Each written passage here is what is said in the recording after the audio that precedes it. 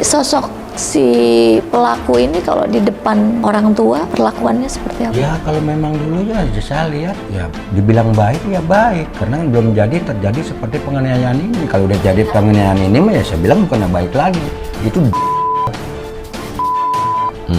itu arogan, udah melebihi dari arogan, udah patokan bangsa. Saya bilang bicara dari aspirasi saya, karena itu istrinya sendiri.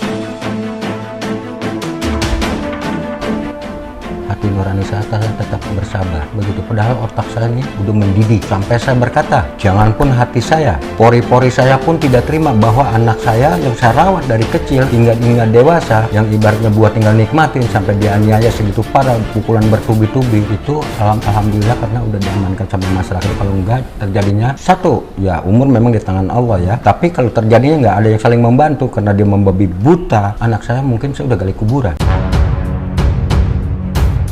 Kalau memang nggak mau, ya. Kalau memang nggak mau atau tidak ada kecocokan, apa salahnya dipulangkan kepada orang tuanya? Kan asal usulnya kan baik. Kenapa pertamanya madu, buntutnya empedu? Saya juga baca di beberapa media katanya dari warga itu kenapa informasinya kok diam aja.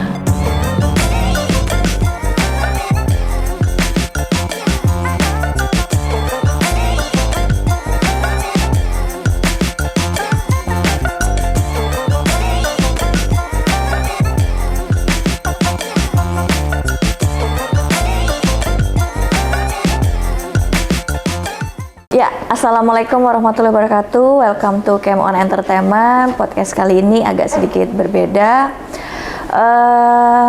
Podcast kali ini saya ingin membahas yang berita belakangan ini sempat viral di beberapa media, sempat juga masuk di Lambe Tura untuk teman-teman yang ingin mengetahui kejadian yang sebenar-benarnya, yang banyak sekali pertanyaan-pertanyaan netizen yang tidak bisa terjawab, mungkin akan dijawab di podcast saya. Nah, di sini saya mau memperkenalkan ada bapak-bapak, mungkin dengan Bapak Rizky selaku kuasa Mitra hukum dari UPTDP 2 TP2A yang sekaligus menjadi kuasa hukum dari pelapor maupun korban. Ini dengan Bapak Marjali. Pak Marzali adalah ayah dari korban ya. Betul. Bapak Marzali. Saya Imam Mahendra. Imam Mahendra. Kebetulan tetangga terdekat dari TKP. Kebetulan juga saya ketua RW di lingkungan situ. Ketua RW. Rumahnya dekat ya Pak ya? Rumahnya di depan rumah saya TKP. Persis itu. di depan Persis rumah. Di depan rumah saya. Bapak Imam. Bapak Imam Mahendra. Betul.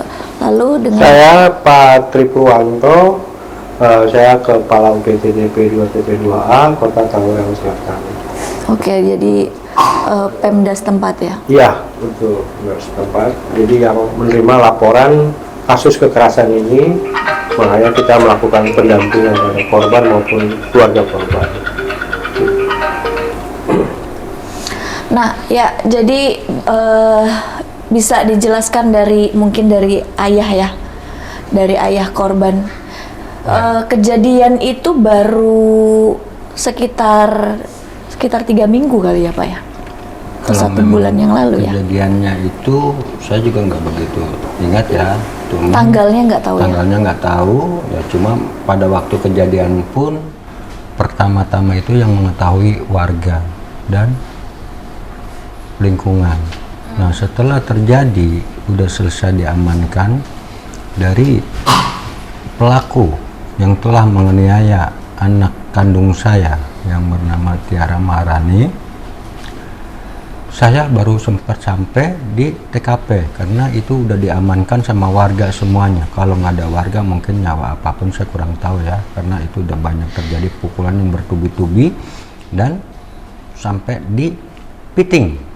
Nah, itu pun semua ada bukti nyata. Ada ya buktinya, semua video-videonya ya. Itu ya, semuanya video-videonya ada dan ancaman itu ada.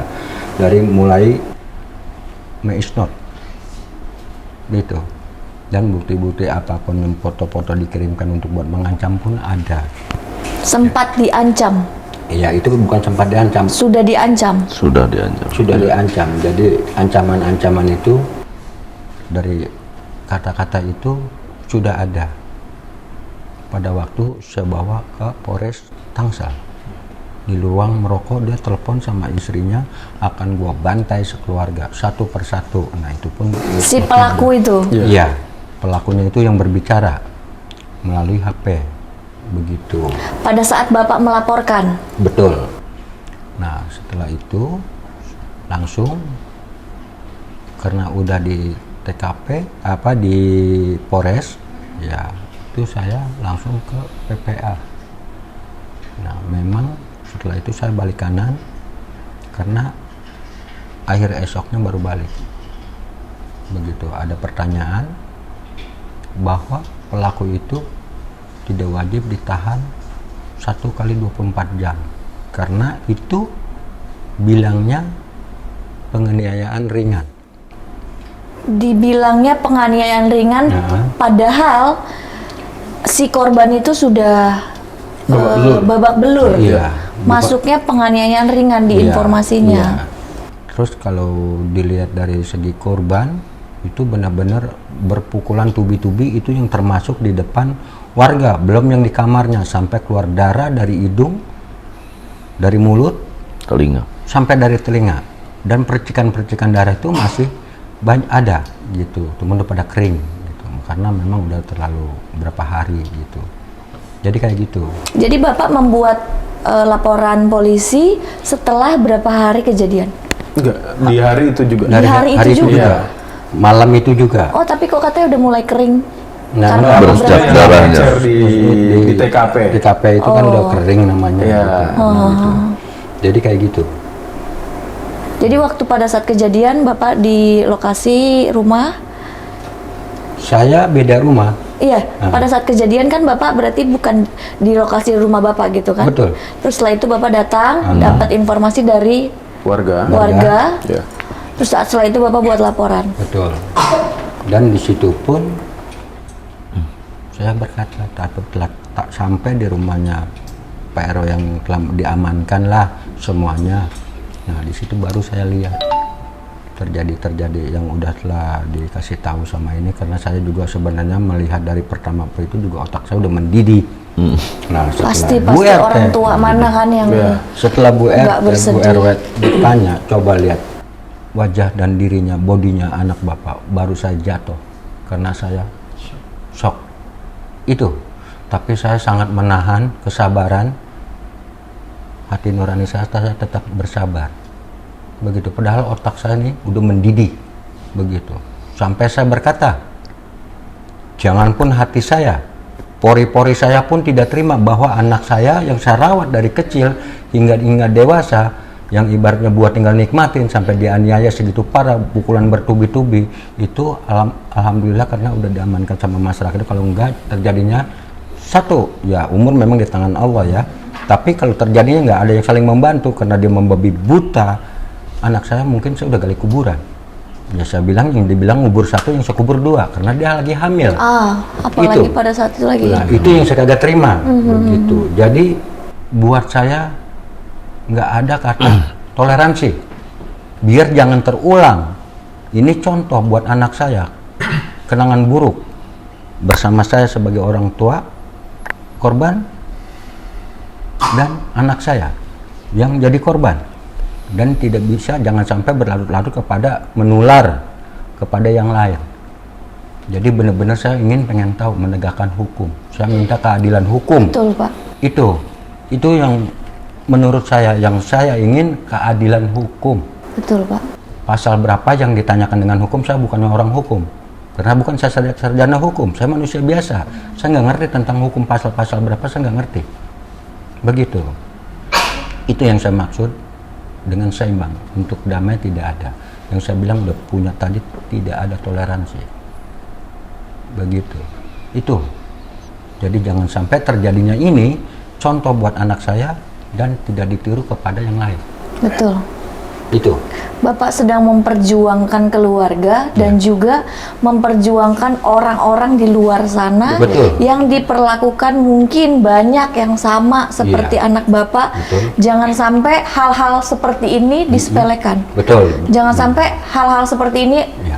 orang yang yang melakukan ini terlepas begitu saja Betul, gitu. Mbak. Dia Jadi pulang. semakin banyak lagi orang-orang yang melakukan kejahatan-kejahatan apalagi sama keluarga, Iya. sama istri sendiri. Betul. Ini kan saat ini sudah banyak sekali ya Pak ya. Betul. Jadi dengan case Bapak ini menurut saya Bapak harus benar-benar perjuangkan benar-benar bukan untuk Bapak juga tapi untuk melindungi semua perempuan di luar perempuan sana. ya, karena kenapa ya, maaf ya, istilahnya suami dari mana tahu-tahu pulang bak-bak menghajar istri yang tidak bersalah. Itu kan istrinya.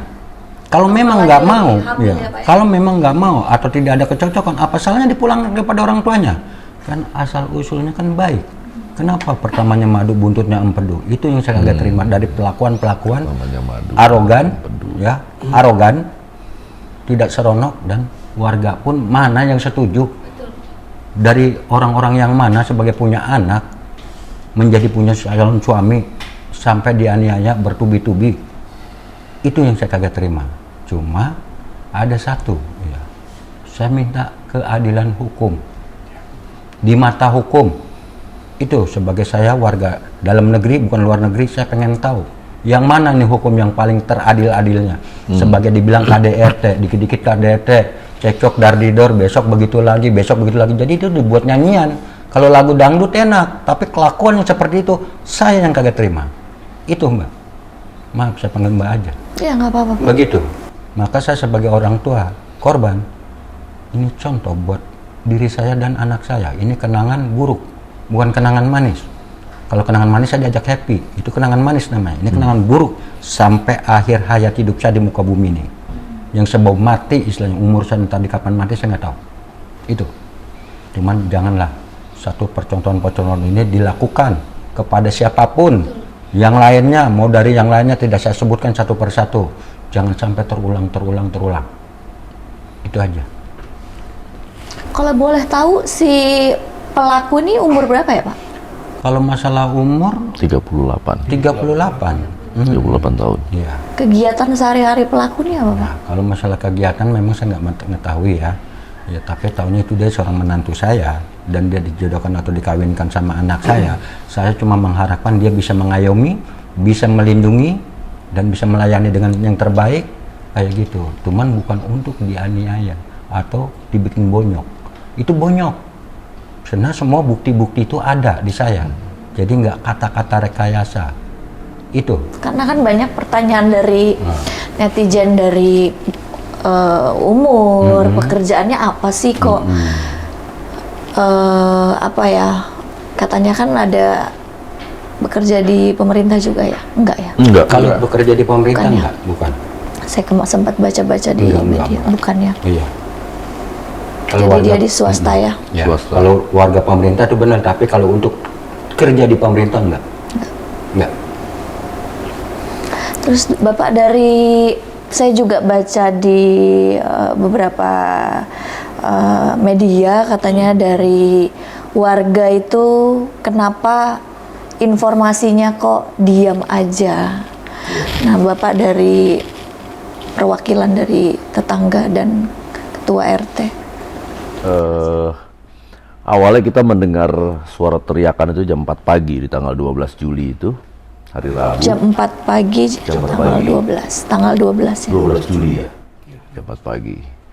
Kemudian karena rumah saya adalah yang paling dekat dengan tempat kejadian perkara, kemudian saya keluar rumah. Kemudian saya menghampiri suara teriakan tadi, ternyata sepasang suami istri sedang dalam kondisi tengkurap di depan jendela kamarnya. Jadi istrinya itu dalam kondisi dicekik dan tangannya dipinting ke belakang. Di dalam rumah berarti? Di dalam karpot rumahnya, di dalam rumahnya, di karpot rumahnya. Jadi kemudian saya keluar, ada 2 security komplek juga yang sampai di tempat kejadian perkara. Kemudian saya minta didampingi sama security, karena kalau untuk masuk ke pagar itu kan etikanya nggak boleh. Iya kan? betul, karena karangan rumah orang ya. Iya, kemudian saya coba melerai. Kemudian si suami ini bilang bahwa ini urusan rumah tangga, urusan pribadi. Kemudian saya sempat emosi, kenapa membangunkan warga pagi-pagi gitu kan, dianya makin menekan tubuh istrinya, makin dibenturkan ke lantai, sehingga saya suruh berdiri, jangan gini, berdiri. Saya mundur keluar pagar rumah itu. Kemudian ada beberapa warga kemudian yang sampai juga di tempat kejadian perkara. Kenapa, pertanyaan netizen itu, kenapa kok warga kelihatan diam saja gitu kan di video? Karena setiap kita melerai dengan suara keras, si suami ini memukuli istrinya dengan pukulan yang keras juga. Jadi saat itu yang kita pikirkan ini gimana cara melerainya, kemudian yang kita pikirkan adalah lebih kepada keselamatan istrinya. Setiap kita tidak dengan suara yang keras, dia tidak memukul istrinya. Maka pelan-pelan kita ulur-ulur waktu. Kemudian si suaminya tetap teriak-teriak menantang semua warga yang ada di situ. Semua kita ditantang yang melerai itu. Apa bahasa yang tantangan kepada Jangan tetangga banyak ini? bacot, Pak. Sini hadepin saya sekalian kalau memang Bapak mau ikut campur urusan keluarga saya, gitu kan. Bapak jangan banyak bacot, Bapak lapor polisi aja atau bawa kami ke polisi. Saya bilang ya udah, kalau mau ke polisi oke. Kemudian security dipanggil, suruh ambil kunci mobilnya. Istrinya dipaksa suruh bawa mobilnya bertiga bersama anaknya yang umur 1,5 tahun di dalam mobil. Ketika mobilnya baru saja maju, saya perintahkan security untuk menghalangi mobilnya. Kemudian ada ibu-ibu, ketika fokus sang suami berantem mulut omongan dengan salah satu warga, istrinya dievakuasi ke rumah saya. Kemudian anaknya digendong sama si suaminya, dia keluar dari mobil, hampir terjadi pertengkaran fisik dengan salah satu warga. Kemudian anaknya nangis, diambil lagi anaknya sama ibu-ibu yang tadi mengevakuasi istrinya. Sampai dua-duanya di rumah saya, kemudian anaknya dibawa entah ke rumah siapa. Kemudian istrinya dievakuasi ke dalam rumah saya, suaminya kami evakuasi ke teras samping rumah saya. Itu kejadian sampai azan subuh lah baru Pak Marjali datang sampai di rumah saya. Begitu Pak Marjali datang, emosinya udah tidak terkontrol. Kemudian saya bilang, Pak Bapak tolong jangan pakai emosi. Saya tuan rumah, saya tidak mau ada kekerasan di rumah saya. Ini ada Pak RT, ada koordinator lingkungan, ada koordinator keamanan kompleks. Saya sebutkan satu-satu dan ada beberapa ibu-ibu. Kemudian si istri ini minta berkali-kali untuk dibawa cepat ke rumah sakit, dibersihkan dulu lukanya, tapi tetap masih ada bercak-bercak darah di mukanya. Kemudian istri saya memanggil Pak Jali untuk melihat anaknya, kondisi anaknya sebelum dibawa ke rumah sakit. Setelah melihat, ya Pak Jali balik lagi ke teras samping, kemudian terjatuh di shock sekali Pak Jali. Kemudian istrinya dibawa ke rumah sakit. Dari situ kita masih berdebat panjang lah, sampai mungkin setengah jam ya, sampai dianya ngotot terus. Saya khawatir warga emosi. Akhirnya ya udah, maunya apa sekarang, saya tanya gitu. Dia bilang dibawa ke kantor polisi. Akhirnya saya bawa dengan mobil saya, dua orang warga, Pak Jali dan si suaminya, si tersangka. Jam 5:30 lah, jam 5.30 mungkin ya, atau jam 6 kita sampai di Polres. Kemudian ya Pak Jali membuat laporan, si suaminya diamankan di tempat, ada di situ kayak taman sampingnya tempat pelaporan, ruang merokok. Dan saya sempat dengar dia telepon istrinya yang sedang di rumah sakit dengan nada-nada ancaman. Kemudian jam 7:30 kami warga disuruh pulang. Pak Jali tetap disuruh di situ. Kemudian saya memerintahkan komandan security komplek yang juga ikut nyusul naik motor. Saya minta untuk mengawal Pak Jali. Itulah cerita sampai dengan hari Rabu jam 8 pagi lah kami pulang dari Polres. Setelah itu Bapak masih di Polres ya? Iya, saya masih di Polres. Betul. Sempat ditahan tapi dibebaskan. Betul. Sempat ditahan 1 kali 24 jam, kemudian hari Kamis sekitar jam 12 siang saya mendapat laporan dari Pak Jali. Pak Jali telepon saya, katanya tersangkanya dilepaskan. Dengan alasan apa dilepaskan? Dengan alasan itu penganiayaan ringan. Sudah Sehingga babak belur? masih dibilang penganiayaan ringan, yang tidak berhak seorang Polres Tangsel atau petugas Polres Tangsel itu tidak berhak untuk menahan pelaku 1 kali 24 jam. Lebih dari 1 kali 24 jam ya. Apakah dari pihak polisi sudah melihat korban saat itu? Kalau untuk dari polisi belum melihat korban, tapi setelah divisum kan dia udah lihat. Oh, hasil visumnya Hasil sudah visum kan ada. Nah, setelah itu udah hasil visumnya ada, kan baru sebagai saya seorang tua korban kan yang melaporkannya. Begitu, melaporkannya kepada di Polres Tangsel itu. Nah, saya bertanya-tanya, kenapa dikeluarin? Katanya, jawab seorang petugas yang di situ, itu penganiayaan ringan yang tidak berhak untuk Polres Tangsel menahan 1 kali 24 jam. Ya udah, karena memang itu kuncinya ada di situ, gemboknya ada di situ, saya harus apa lagi? Ya saya balik kanan. Begitu, saya nggak mau harga diri saya dijual belikan dengan kata-kata ibaratnya kayak gitu. Kan saya untuk melihat bahwa ini terjadi ini jangan sampai menular kepada yang lain. Iya, kalau dimudahkan begitu semua orang juga bisa memudahkan, maaf dari mulut saya pun bisa selesai begitu. Tapi saya nggak terima, sedangkan hati saya, pori-pori saya pun saya nggak terima bahwa anak itu saya rawat dari kecil hingga dewasa, ibarat buat tinggal nikmatin, sampai dihajar sampai bonyok, bertubi-tubi pukulan, belum dipiting, bukti-buktinya semua ada, lagi hamil.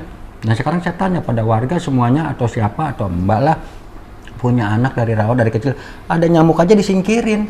Iya. Itu nyamuk, apalagi yang sampai itu nyawa jaminan, belum di packing, diseret, itu bukti videonya ada. Apa itu video rekayasa? Asli. Pada saat melapor sudah diberikan ya videonya ya? Udah semua bukti-bukti dari warga, semua setempat membuktikan, menyaksikan semuanya itu ada. Saya meskipun sebagai orang tua korban, memang saya datang belakangan, tapi semua terjadi itu udah diamankan anak saya maupun dari fisik atau nyawanya. Kalau nggak diamankan sama warga, itu tadi sudah bilang, emang umur di tangan yang maha kuasa Allah. Tapi intinya karena membabi buta ya saya tinggal gali kuburan, ngubur satu yang saya kubur dua karena dari hamil. Ini bukan nyumpah itu, karena kenyataannya udah bertubi-tubi, otot yang paling kencang. Begitu. Pastinya sekarang anak Bapak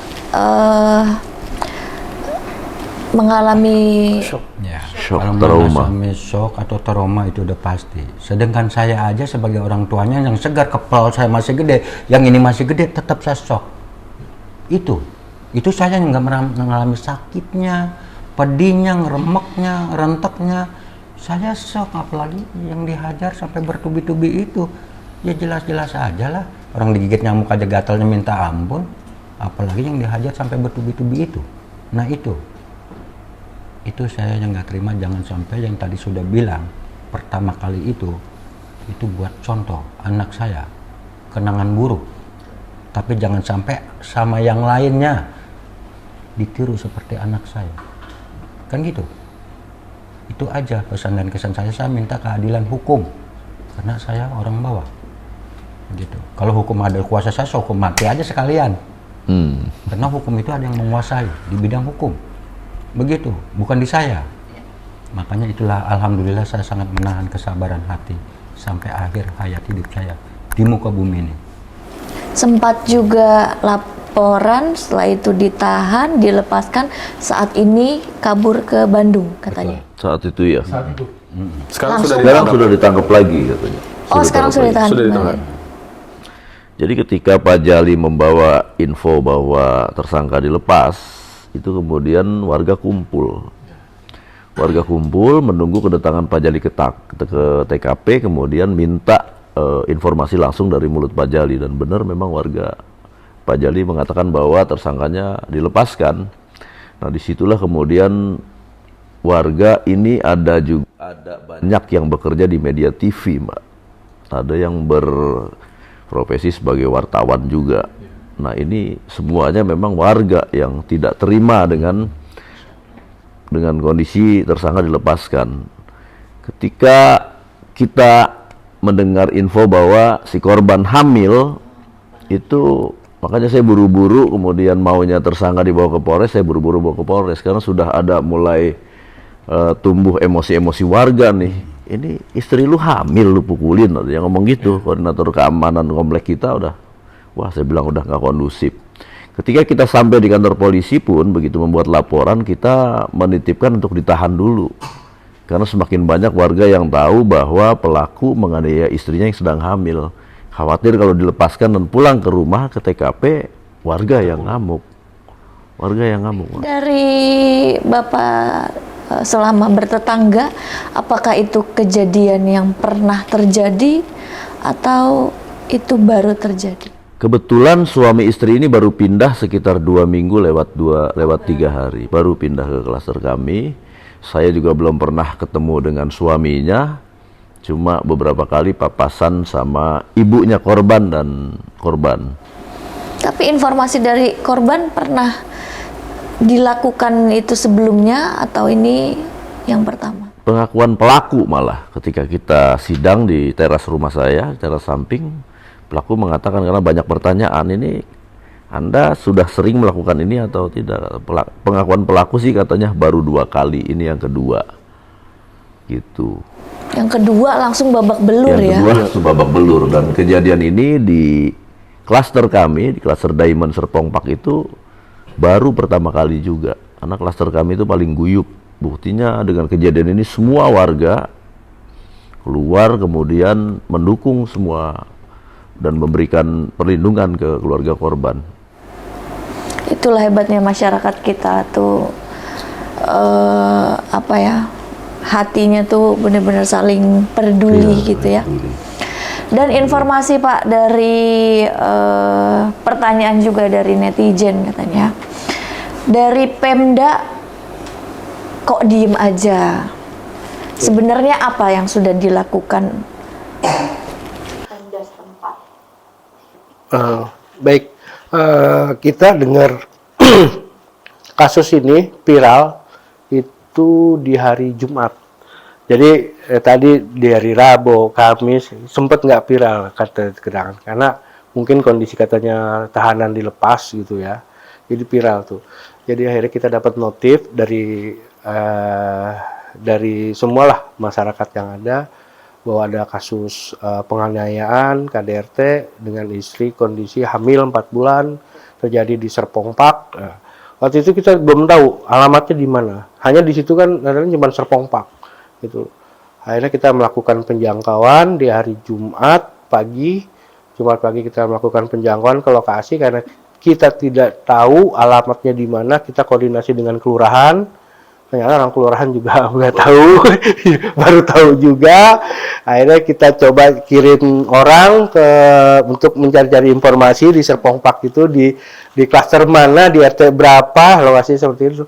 Akhirnya kita dapat informasi itu. Akhirnya kita bersama orang kelurahan datang ke lokasi melihat keadaan TKP. Ternyata korban sudah diamankan. Jadi korban diamankan oleh warga di tempat sesuatu yang memang tidak diketahui oleh siapapun gitu loh. Akhirnya saya bertemu dengan Pak RW, Pak Jali, saya mencari informasi kronologi yang terjadi apa dan apa ini apa yang harus bisa kita lakukan gitu seperti itu. Kita tadi sudah dapat keterangan itu, apa yang tadi sudah disebut oleh Pak Jali dan Pak RW, kita dapat keterangan itu. Akhirnya kita meminta TBL-nya dari Pak Jali, laporan polisinya. Kita lihat di situ memang udah lapor dan sekian, dan akhirnya saya komunikasi dengan Kanit gitu loh. Jadi di saat Pak RW ini cerita ke kita bahwa begini-begini kok ini akhirnya saya komunikasi dengan Pak Kanit. Pak Kanit harusnya menerangkan ke saya melalui Japri juga kronologi kejadiannya seperti itu. Memang yang dibutuhkan warga saat itu adalah keterangan sebetulnya gitu loh. Keterangan dari pihak kepolisian apa alasannya si pelaku kok bisa dikenakan tindakan ringan gitu loh seperti itu dan dilepas. Nah itu akhirnya saya coba WA dan Pak Kanit juga akhirnya ngirim saya kronologinya, dan dari situ kita mulai mengelola kasusnya. Mengelola kasus akhirnya kita menginformasikan, jadi kita punya layanan hukum, layanan psikologi, mediasi, dan rumah aman.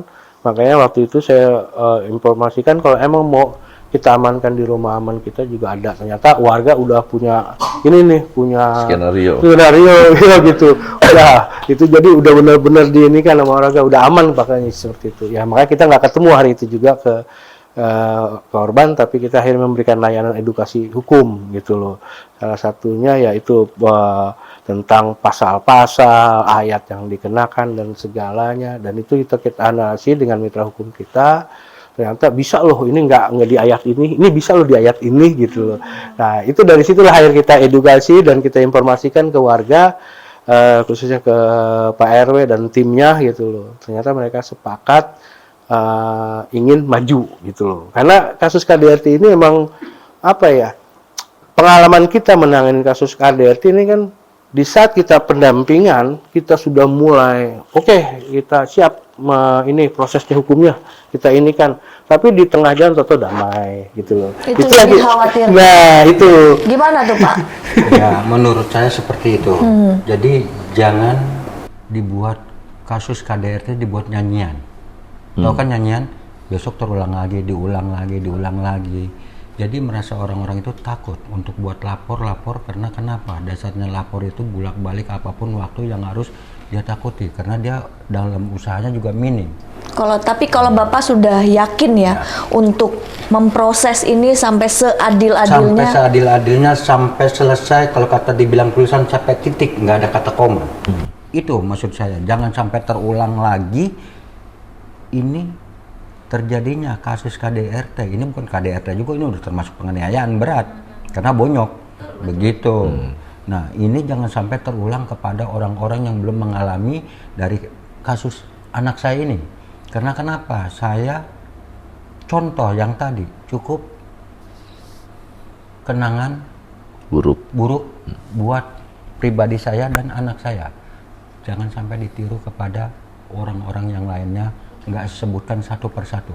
Warga se-Indonesia lah, istilahnya jangan sampai mengalami seperti ini. Itu yang saya maksud dan tujuan itu, ya itulah. Jadi biar ada yang dibilang nggak disepelekan. Betul. Ya. Dan untuk Abang nih Bang, selaku kuasa hukum, menurut Abang bagaimana kok bisa sudah babak belur tapi masuknya ke pasal penganiayaan ringan? Baik. Pasal berapa Bang yang masuk? Kalau ringan itu masuknya 44 ayat 4 Undang-Undang PKDRT. Nah, ini kami menganalisa awal, tapi yang pertama kita juga harus angkat topi buat Pak Kapolres. Gerak cepat, dan pada saat press release kami ingat betul beliau gentleman menyampaikan permohonan maaf atas instansi, bahkan ingin mengevaluasi dari kesalahan yang dilakukan di awal.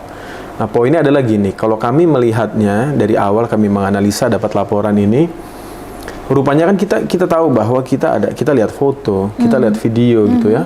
Kalau kita baca pasal 44 ini kan ada 4 ayat. Ayat pertama bicaranya dia tentang kekerasan fisik saja.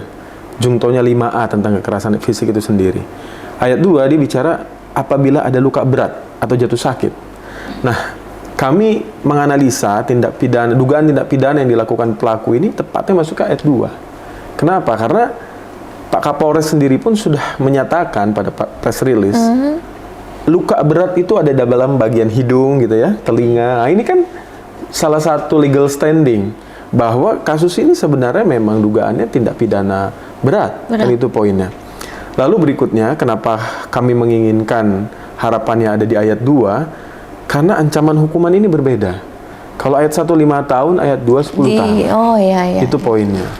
Terus berikutnya, kami juga menganalisis lebih lanjut dari data-data yang kami punya bahwa, dan Pak Kapolres pun juga menyampaikan itu dalam press release, telah dilakukan tes urin dan dugaan soal positif narkobanya di approval. Nah, itu juga saya sempat baca ya. Betul itu Bang? Yes, itu disampaikan.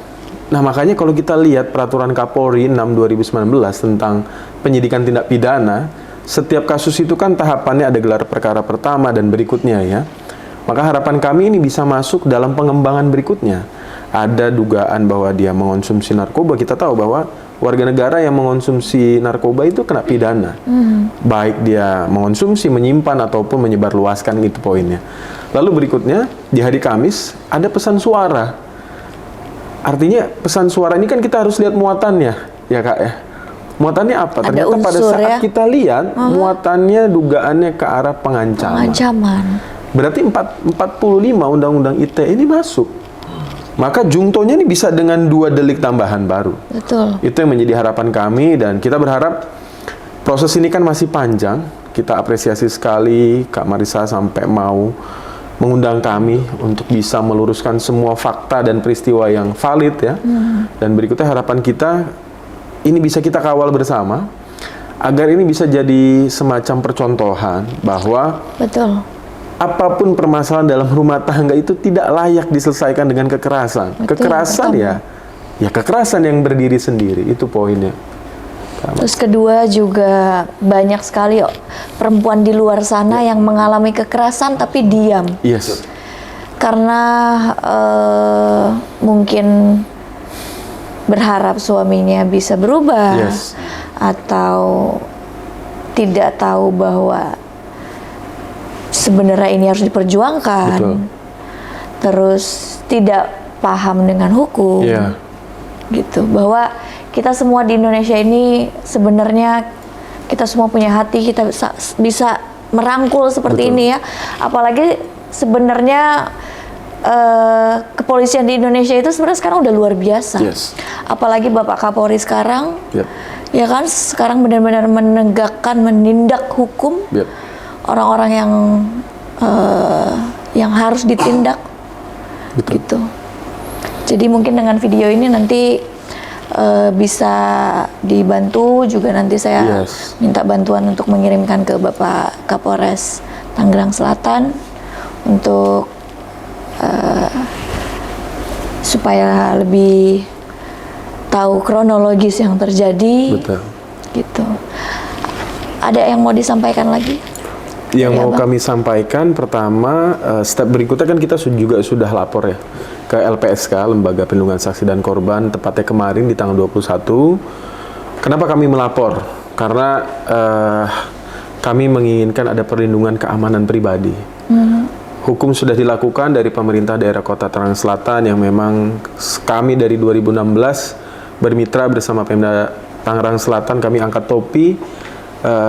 Pemerintah daerah Tangerang Selatan sangat fokus. Terus berikutnya ada layanan kami, layanan hukum yang kami berikan dan ada layanan psikologi. Berikutnya kami datang ke LPSK, kami fokus ada layanan keamanan pribadi. Itu Kak. Kenapa? Karena muatan ancaman itu jelas saya bantai kalian satu-satu. Ini kan berarti motifnya sudah pembunuhan. Ya dong. Dan kita nggak tahu dia berskenario seperti apa di luar sana. Nah, harapan kita berikutnya, kita juga ingin meraih hak pelapor, hak korban dari segi hukum, bahwa kalau kita lihat tentang penyidikan tindak pidana, pelapor punya hak mendapatkan SP2HP ya, pemberitahuan hasil Betul. penyelidikan atau penyidikan. Berikutnya kita juga ingin tahu bahwa apa yang akan dilakukan berikutnya, apa yang bisa kami bantu, Tapi apa yang bisa... SP2HP sudah diterima. Belum. Dan berikutnya kita juga berharap saksi kunci, karena kita bicara 184 KUHP, nomor 1 first point itu adalah saksi, alat bukti dalam pidana di Indonesia. Kita berharap seperti Pak RW, Pak Imam ini yang bisa masuk sebagai saksi. Karena valid sekali, melihat, mengantarkan gitu, Kak. Bapak sudah di BAP sebagai saksi? Belum ya? Dan ya harapan terakhir kami adalah kasus ini bisa dikawal, Kak. Kami apresiasi sekali lagi nanti bersama teman-teman media di luar sana agar kita mengawal dari kepolisian, di kejaksaan sampai pemeriksaan di pengadilan. Insya Allah Itu kita poinnya. semua kawal. Ya. Apa Pak harapan yang Bapak ingin? Kalau saya mengharapkan, saya minta keadilan hukum yang seadil-adilnya.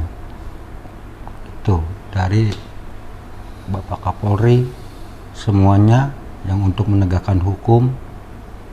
Saya cuma minta keadilan. Nggak ada suatu apapun, jangan sampai KDRT ini terulang-ulang kepada orang yang belum mengalami atau yang sudah mengalami. Itu aja. Terus satu lagi Bang, Baik. dari kacamata hukum kasus ini tuh bisa damai atau tidak Bang? Oke, kasus ini jelas tidak bisa.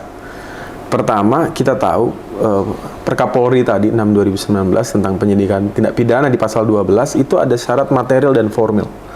Syarat material adalah masyarakat yang fine-fine saja terhadap kasus itu. Dalam hal ini jelas bahwa masyarakat tidak dalam baik-baik saja, Betul. tidak mau damai. Betul. Karena Pak RW sendiri yang melaporkan, mendampingi dalam pelaporan. Nah, yang kedua syarat formil berikutnya adalah yang ini saya sering bilang di diskusi kami di internal, ini ada jalan Tuhan, Kak. Apa maksudnya jalan Tuhan? Atau dalam hukum itu ada yang namanya natural law. Yang jadi pelapor itu bukan korban. Sedangkan syarat formil keadilan restoratif itu adalah perdamaian yang dilakukan secara tertulis pelapor dengan terlapor. Iya, betul. Dalam hal ini pelapor adalah ayah korban yang kita tahu statementnya tadi bahwa Tidak akan. tidak ada koma, ini cuma ada titik. Jadi dalam perkara ini kita bisa simpulkan tidak akan ada damai. Itu poin. Tidak akan bisa muncul keadilan yang restoratif karena kita butuh keadilan yang sesungguhnya, ya terduga pelaku harus mendapatkan hukuman yang setimpal.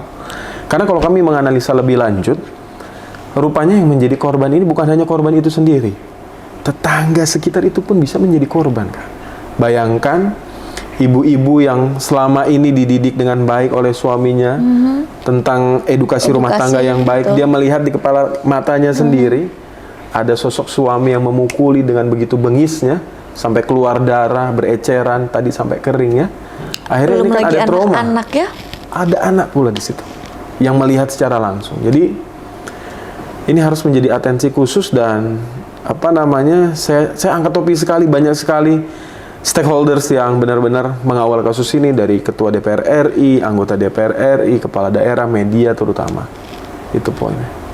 Terus satu lagi Bang, tadi Abang bilang adanya ancaman Yep. yang dilakukan pelaku kepada keluarga. Ya. Apakah ancaman itu bisa dimasukkan di dalam laporan, jadi Oke. satu dalam laporan, atau karena kan kalau Atau ini terpisah semakin, gitu ya? Ya bagusnya semakin banyak pasal yang masuk. Yes, dalam mekanisme pidana, peradilan pidana di Indonesia kita ada yang namanya akumulasi, ya penggabungan dalam sebuah proses. Ada yang namanya pengembangan, ada yang namanya pemberatan. Saya berharap dengan adanya muatan dugaan tindak pidana ancaman berbasis elektronik, ini bisa menjadi delik baru. Itu poinnya, karena jelas sekali.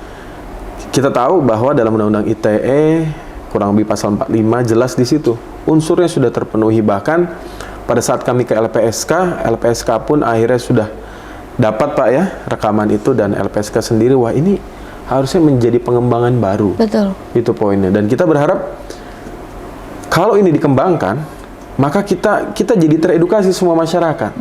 Semua perempuan di Indonesia merasa terlindungi bahwa Betul. kalian nggak bisa sembarangan. Benar. Itu poinnya.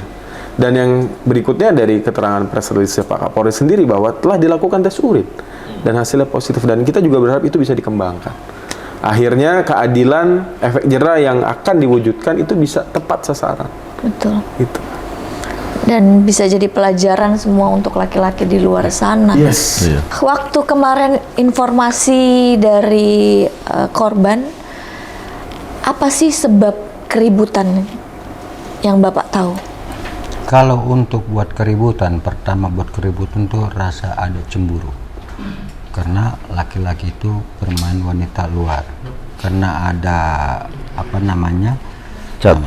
Cat Iya. itu dia periksa dengan HP-nya, karena ada perempuan-perempuan itu yang ada berfoto-foto itu bersama di HP pelaku, ya itu pertamanya. Jadi ini si sang suami ini dalam arti selingkuh lah ya, Dugaannya ke sana. dugaannya.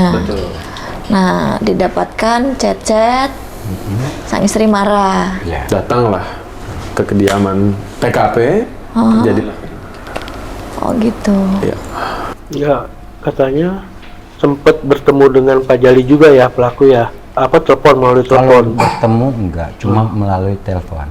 Saya bilang, kok ini ada semurai apapun tajam-tajam begini dikirim ini kepada anak saya, maksudnya mau apa?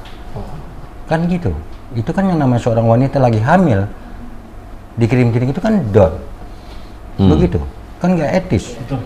Nah, kalau dia berbicara seorang suami yang dibicarakan antara kesepakatan untuk mengayomi, melindungi, kan dia nggak mungkin down, karena dikirimnya itu senjata-senjata tajam untuk membantai, mengancam Foto satu ya yang keluarga, dikirim. foto, begitu.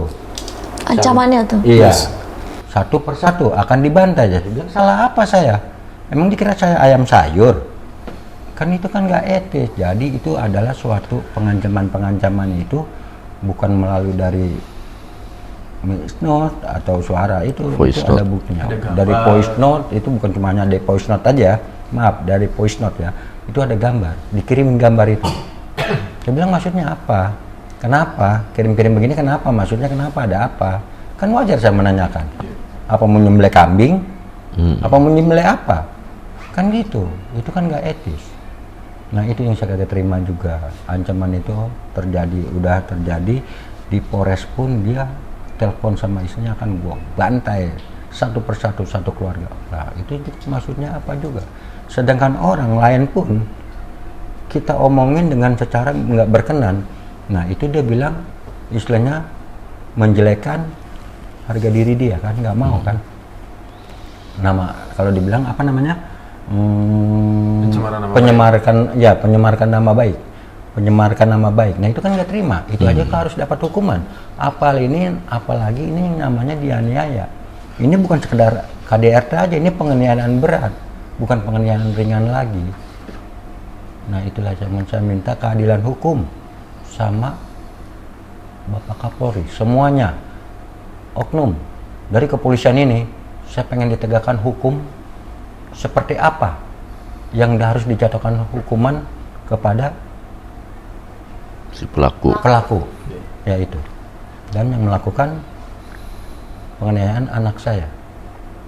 Sedangkan anak saya tadi udah saya bilang, saya rawat dari kecil, ada nyamuk aja saya singkirin, sampai bonyok.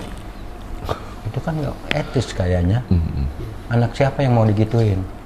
Kalau sekedar minta maaf saya juga bisa. Kepalanya juga masih gede, yang ini gede, saya pukul pak, minta maaf, ampura, besok begitu lagi, kan nggak enak. Iya. Kalau saya makan nambah lagi, saya kenyang, tidurnya nyenyak. Kali ini saya shock karena terjadi anak saya seperti ini.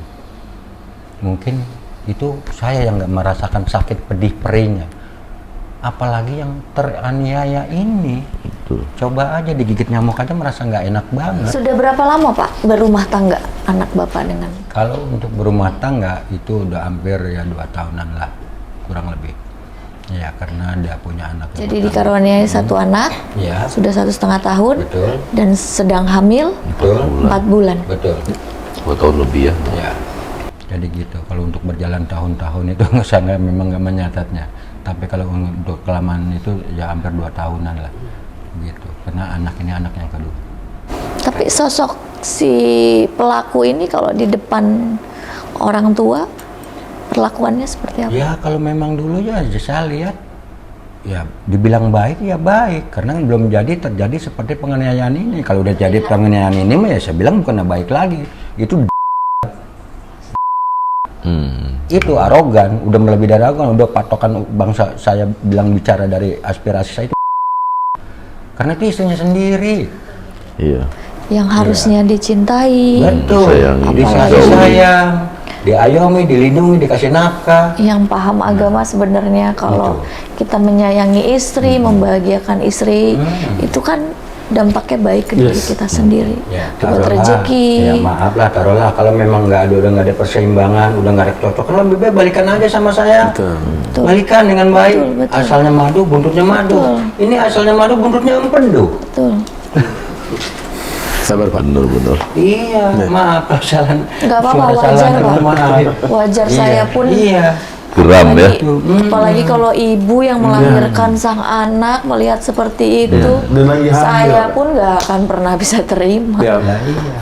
Kenapa saya tuntut sampai seadil-adilnya? Mau tahu nggak? Karena saya lahirnya dari wanita, bukan dari bapak, bukan dari waria. Saya dari ibu. Iya, betul. Itu lahirnya saya dari seorang ibu untuk menyayangi kasih sayang saya kemanapun dibawa. Itu yang saya merasa nggak suka di dalam kehidupan kelakuan. Ya gitu. wajar-wajar aja antara bentrok cemburu apa bisa dirangkul. Ini bukan Tapi hanya tidak pemilihan dengan lagi. kekerasan Dengan yang betul. Iya. apalagi sampai babak belur ya. Iya, ini babak belur, bonyok kalau kata bahasa kasar saya bonyok. Jadi statusnya Bang sudah sampai di mana Bang laporan? Statusnya sudah sampai SPDP, sudah terbit. Dan alhamdulillah pihak kejaksaan di Tangerang Selatan juga progresif. Saya dihubungi beberapa hari yang lalu dan pihak kejaksaan Tangerang Selatan minta, Bang, ini kita harus kolaborasi agar keadilan korban bisa terwujudkan. Jadi poinnya itu, dan kami mendapatkan kabar Pak Tri beberapa hari yang lalu ada rapat koordinasi juga ya Pak ya dengan pihak kepolisian. Jadi sudah sampai dimulainya penyidikan. Itu poin. Tapi kita berharap dalam hukum itu kan yang paling tepat, yang paling harus dilakukan itu ketepatan, bukan soal cepat-cepatan. Jadi kita berharap ini dapat tepat, harapannya ayat 2 bisa masuk dari segi KDRT ya. Tapi harapan berikutnya ya muatan ini bisa dikembangkan berikutnya dari delik-delik yang lain Kak. Ada yang Bapak mau sampaikan nggak untuk keluarga dari pelaku, untuk orang-orang semua yang menonton di sini? Yang untuk menyampaikan saya. Ya, Iya, dari Pak Bapak, Jadi. dari keluarga. Ya sebenarnya Perwakilan. itulah tuntutan atau saya pun cuma ingin serahkan kepada hukum yang berwajib, dan hukum apapun yang terjadi itu nggak ada kata yang dibilang diam. Gitu. Ini saya yang berbicara sebagai ketua orang tua korban. Itulah. Jadi nggak usah ya, makanya contoh-contoh ini, contoh anak saya ini jangan sampai dicontoh kepada yang lain. Ini contoh yang nggak etis, begitu. Jadi pengalaman hidup buruk buat anak saya yang saya alami, apalagi dia yang dianiaya, sedangkan saya yang nggak dianiaya, itu termasuk pengalaman buruk juga, karena saya seorang orang tua korban. Begitu, itu aja. Jadi apapun intinya sampai titik, nggak ada kata koma. Itu Tidak ada perdamaian. nggak ada. Yang bagus. Harus Pak. Memang damai itu indah, bagus, tapi cuma hanya tulisannya. Besok takutnya terulang lagi atau gimana? Tulisan damai itu indah. Sering saya baca di bendera di jalan tuh, wih damai itu indah. Bapak juga sedang menyelamatkan akhirat dia Pak. Betul. Yes. Dibanding pembalasan di akhirat, lebih baik pembalasan di dunia juga. Betul, betul. Makanya itulah. Mbak. Jadi saya cuma hanya mengimbau kepada semua, intinya bukan didiamkan. Itu aja.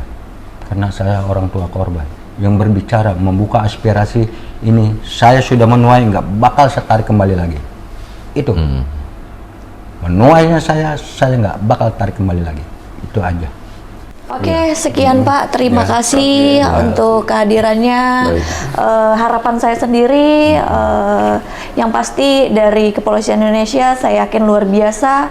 Saat ini juga Bapak Kapolri, Bapak Listio Sigit yang sangat luar biasa sekali. Harapan kami untuk segera menindak hal-hal seperti ini agar tidak terjadi hal-hal yang sama seperti ini ya. Mungkin dari Bapak ada yang mau disampaikan lagi Pak? Kasus-kasus kekerasan ini KDRT memang harus dilaporkan seperti itu. Dan ini banyak yang belum tahu masyarakat tentang adanya UPTD P2TP2 ini, gitu loh. Sebetulnya di sini kita hadir, pemerintah hadir untuk mendampingi korban, baik itu dalam proses hukumnya, proses psikologinya, nanti juga ada pemberian layanan konseling gitu loh terhadap tidak hanya korban juga tapi terhadap keluarga gitu. Jadi memang di luar sana yang mengalami korban-korban KDRT, kekerasan dan segala, silakan lapor ke unit UPTD P2TP2 Tangsel, ataupun ternyata dia ada di kabupaten kota, ada nih unit ini sekarang gitu. Emang ini tugasnya untuk pendampingan, karena selama ini kan korban kenapa dia tidak lapor, salah satunya itu gitu loh. Nah itu salah itu. Ya itu benar. Nah itu harapan kita. Jadinya jadi kita pun tidak selamanya kasus-kasus itu misalnya KDRT yang sifatnya yang bisa didamaikan pun kita ada tenaga ahlinya gitu, mediatornya juga ada dan segalanya. Jadi jangan takutlah untuk lapor seperti itu. Dari Kuasa hukum biasanya didampingi? Iya, jadi gini, setiap aduan yang masuk ke kita, itu kita analisa dulu kasusnya, gitu loh. Apa yang kita utamakan, gitu loh. Misalnya diutamakan ternyata nih rehabil dulu. Nah, itu baru kita. Tapi ternyata ini lagi proses hukum berjalan. Nah, kita barengan dengan mitra hukum kita. Jadi disitulah kita selalu ada layanan konseling hukum dan konseling psikologi. Kayak hari Minggu di saat Polres minta pemeriksaan psikologi, kita siap langsung ke rumah korban, di situ dilakukan pemeriksaan psikologi oleh psikolog kita, gitu loh. Jadi pas ternyata korban juga butuh pendampingan hukum atau keluarga kita ada, gitu loh. Nah, itu yang sekarang sedang dilakukan. Mungkin dari Bapak Imam. Ya, saya harapan sih kasus ini bisa berjalan secara transparan, terbuka, dan bisa mudah diakses ya, dengan 830 warga saya yang hampir setiap hari menanyakan perkembangannya ini. Saya juga mengucapkan terima kasih untuk apresiasi warga yang sudah mendukung kasus ini terus berjalan. Kemudian terima kasih juga buat teman-teman media yang sudah memblow up kasus ini sehingga jajaran Polres bisa bergerak cepat. Saya juga apresiasi dengan jajaran Polres Tangsel yang sudah bergerak cepat dan cepat menangkap pelaku. Mudah-mudahan dengan adanya kasus ini bisa membuat inspirasi untuk warga yang lain di seluruh Indonesia. Ya, sama-sama jaga tetangganya. Kalau ada apa-apa, ditolong, dibantu, karena saudara yang terdekat adalah tetangga kita. Ya. Bapak, ada yang mau disampaikan terakhir atau Abang? Saya, closing statement dari kami selaku mitra hukum UPT DP2 TP2A yang mendampingi pelapor korban secara hukum. Ini menjadi ajang pembuktian kepastian hukum di Indonesia, yang dimana kita tahu banyak sebelumnya kasus-kasus yang terjadi ya, dan ini menjadi ajang di mana aparatur penegak hukum bisa menerapkan hukum yang seadil-adilnya.